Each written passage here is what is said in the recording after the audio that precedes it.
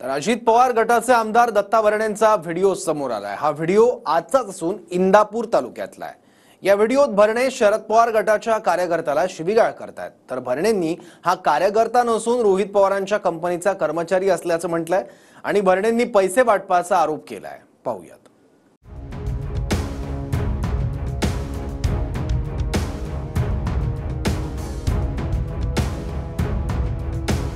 हे आहेत अजित पवारांच्या राष्ट्रवादीचे इंदापूरचे आमदार दत्ता मामा भरणे। बारामतीत मतदान पार पडले, पण त्याआधी अंथुर्णे येथे आमदार भरणेंनी शरद पवार गटाच्या कार्यकर्त्याला शिवीगाळ केली। ऐका माहिती तुला कोण सांगणार, तुला कोण विचारणार तुला? एवढं मामा कशाला नाही तर कोणा कधी गावात करू नको नीट तुला सांगणार मारे तुला हे करीत तुला सांगतो। दत्ता भरणेंचं म्हणणं आहे की हा कार्यकर्ता नव्हता, तर रोहित पवारांच्या बारामती ॲग्रो कंपनीचा कर्मचारी आहे आणि तो पैसे वाटत होता। त्यामुळे आपल्याला दिसताच तिथे त्याला रोखलं आणि त्याला चोप बसवण्यापासून वाचवलं। काय तू जाचील जगमार गंमत करून नाही सांगतो तर ते काय मी तर काय बोललो का तू नीट जगमार नीट जागेवर बस, नाही जास्त करू नको, मस्का माही करू नको। सापडला तुला काय केलंय मी तुला झकमारीच्या तू सांगतोय, तू नीट झकमार नीट तुला सांगतोय। मला लय विरोध करू नको माझ्या झकमारीच्या ऐका माहिती नाला का तुला कोण सांगणार, तुला कोण विचारणार तुला? माझ्याशी गाठ ही झकमारी प्रत्येकाचा हातात गुंतल तू कोण नाला का येणार मतदानापुरतं गोड बोलणार, 40 लोकांना नोकरीची आय मिस दाखवणार, बेकारी केली तो गावात बरं तो एकली बरोबर आहे। हो त्याला बोलू त्याला बोलावं लागेल एकली तो का बेकारी केली अख्खा गाव मामा जिल्हा मागाय जिल्हा एवढं सांग कोण करणार सानंतर कोण येणार तू जाऊ जायत ना कोण आहे मार खायची तुला सांग तुला तुझा तू ना तू जर आज करून मस्ती केली ना तुझी मस्ती उतरेल तुला सांगतो कोण तुझा कोण येणार मध्ये कोण येणार नाही माझ्याशिवाय कोण नाही। तुझी लायकी काय तुझी बघ त्यानंतर सानंतर तुझा बाप ह्यांना कोणाला मदत करणार, मीच मदत करणार आहे सगळ्याला। कार्यकर्ता नाही, तो बारामती ॲग्रोचा कर्मचारी होता। बारामती ॲग्रोचा कर्मचारी, मी जर तिथे गेलो नसतो तर त्याला नक्की लोकांनी चोप दिला असता, कारण का तो पैसे वाटत होता आणि लोकांना थोडं तो वेगळ्या भाषेत बोलत होता। पण मी जरी आमदार असला ती माझी जी भाषा होती मी काय ती शिवराळ नव्हती, ती ग्रामीण भाषा होती, ग्रामीण बोली भाषा होती, त्यात माझा कुठला उद्देश नव्हता। आणि शेवटी ही गोष्ट खरी आहे, जी माणूस मनापासून काम करतो, एखादा कोणतरी मी आपण म्हणतो मराठी भाषेत खोरडं फोक्या येतो आणि एखाद्या कारखान्याचा कर्मचारी येतो आणि तो जर असं गावात येऊन जर दादागिरी करत असेल आणि तो कार्यकर्ता नव्हताच, तो कार्यकर्ता नव्हता, तो एक कर्मचारी होता। त्यामुळं ह्या गोष्टी बाबा तुम्ही आता पाहिजे आणि ते मी जर तिथं नसतो गेलो तर नक्की त्याला त्या वेगळा अनर्थ घडला असता। त्याने उलट माझा आभार मानले पाहिजे, तू माझ्यामुळे वाचला। तर अजित पवार गटाकडून मनी आणि मसल पॉवरचा वापर होत असल्याची टीका सुप्रिया सुळेंनी केली। या देशामध्ये ज्यांच्याकडे पैसे आणि सत्ता आहे त्यांनी भीती दाखवली, ती लोक घाबरतात। किती वाईट आहे, एक सशक्त लोकशाहीमध्ये किती वाईट आहे हे गट। आणि देश लोकशाहीकडून दडपशाहीकडे चाललाय का, हे जे सातत्याने आम्ही भीती किंवा आमचं मत व्यक्त करतो ते आज दुर्दैवाने पैसे, ज्याला इंग्रजीत म्हणतात मनी आणि मसल, हे दुर्दैवाने आपल्यासारख्या सुसंस्कृत मतदारसंघात बघायला लागलं। हे प्रचंड अस्वस्थ आणि वेदना देणारी गोष्ट। दत्ता मामा भरणेंच्या व्हिडिओसह रोहित पवारांनी पैसे वाटपाचे काही व्हिडिओही पोस्ट केले। अजित पवार गटाकडून पैसे वाटप करण्यात आल्याचा आरोप रोहित पवारांनी केलाय।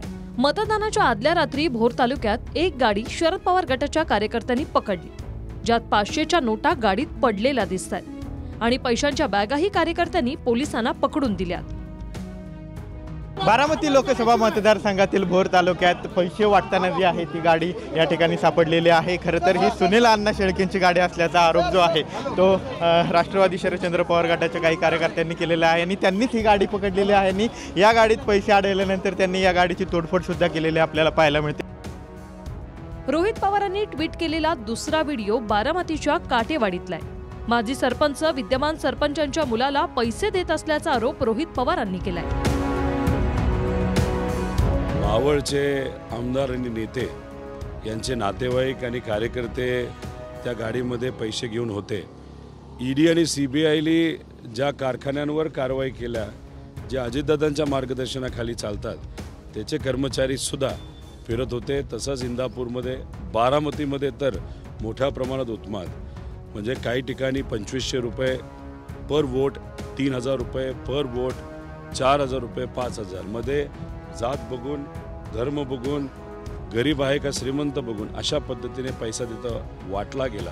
हे काम निवडणूक आयोगाचं आहे.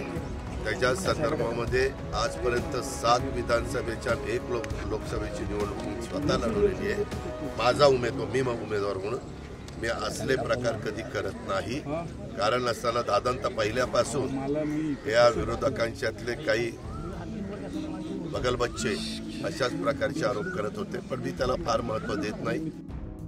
तिसरा व्हिडिओ हा पुणे जिल्हा बँकेचा आहे. रात्री 2 वाजेपर्यंत ही जिल्हा बँक कशा सुरू आहेत हे सांगताना पैसे वाटण्यासाठीच बँक उघडी ठेवण्यात आली का असा सवाल रोहित पवारांनी केला. तर रोहित पवारांवर परिणाम झाल्याची टीका अजित पवारांनी केली. PDCC बँक गरीबाला 5 वाजता बंद होते, पण पैसे वाटण्यासाठी रात्री 1-1, 2-2 पर्यंत चालू राहते. म्हणजे PDCC बँकेचा वापर केला, त्यानंतर कर्मचाऱ्यांचा वापर केला, पोलिसांचा वापर केला. आता Z सिक्युरिटी आणि Y सिक्युरिटी म्हणजे गाडीत पैसा, पोलिसांच्या गाडीत पैसा नेण्यासाठी वापरायचा होता का काय असं कुठेतरी म्हणावं लागेल. पण अनेक ठिकाणी लोकांनी पैसे नाकारले. आता जनशक्ती विरुद्ध धनशक्ती म्हणजे जनशक्ती साहेबांच्या ताईंच्या बाजूली आणि धनशक्ती म्हणजे अजितदादांच्या बाजूली. बघू विजय कोणाचा होता, पण आम्हाला विश्वास आहे जनशक्तीचा होईल. तुम्ही स्वतः DCC बँक उघडी बघितली, मी स्वतः DCC बँक उघडी बघितली आणि तो व्हिडिओ कालचा त्यावेळेचाच होता. उगीच तुमच्या हातामध्ये मीडिया आहे म्हणून तुम्ही काही पण प्रश्न विचार. हे का तो समोर जो आरोप करतो ना त्याला थोडंसं काहीतरी त्याच्यावर परिणाम झालेला आहे, त्याच्यावर तो आरोप करतो. त्या आरोपाला काही माझ्या दृष्टीने महत्त्व द्यावं असं वाटत नाही. त्याच्या प्रश्नाला उत्तर देण्याच्या देखील मला काही गरज वाटत. शरद पवार गटानं हे व्हिडिओ निवडणूक आयोगाकडे दिले असून तक्रारीचं पत्र दिलंय. त्यामुळे आयोग नेमकं काय भूमिका घेतं हे दिसेलच. Bureau report TV9 Marathi.